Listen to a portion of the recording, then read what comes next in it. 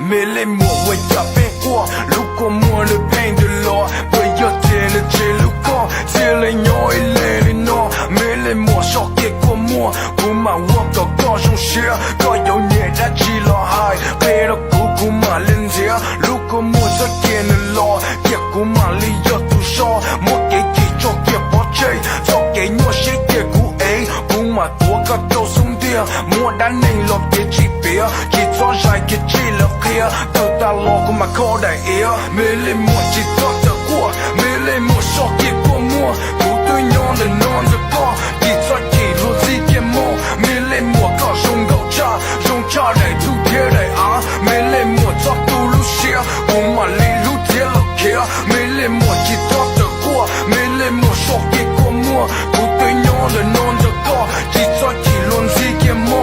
Mê lên mua có dùng cha đầy thu thế đầy á. Mê lên mua cho tu lúc xưa, của mà lý lúc thế là kia. Mê lên mua để chỉ lúc con để sai có chỉ muốn gây bây giờ.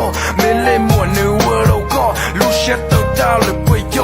Của mà lo vừa có yon trả mà lo kia đâu có lúc xưa. Cái lúc tua là lo của mà vừa có nữ ta cá là kia. Mà lúc có sẽ mua ít bùa trả ya hồng địa tay đâu có. Có dùng xe thế có luôn gì, có cái lúc mua ít dùng gì. Hay có bùa cả họ lấy mua kia của mà lo tua kia có. Bùa kia có đâu cũng xuống kia, chỉ mua ít nụ cũng ya cho. Mê lên mua chỉ cho tờ của, mê lên mua so kia của mua. Của tôi nhon để non cho co, chỉ cho chỉ luôn gì kia mô. Mê lên mua có dùng cha đầy thu thế đầy á. Mê lên mua cho tu lúc xưa, của mà lý lúc thế là kia. Mê lên mua chỉ cho tờ của, mê lên mua so kia của mua. Của tôi nhon để non cho co, chỉ cho chỉ luôn gì kia mô.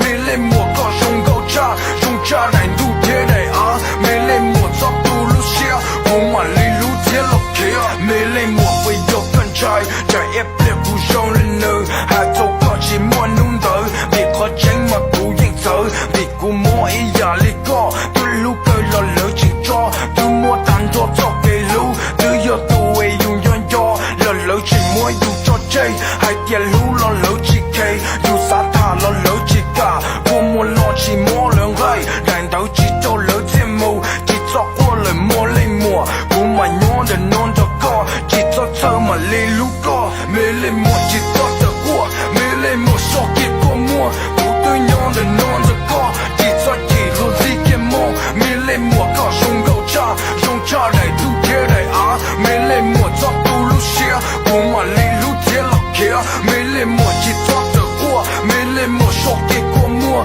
Cô tôi nhon để non cho co, chỉ cho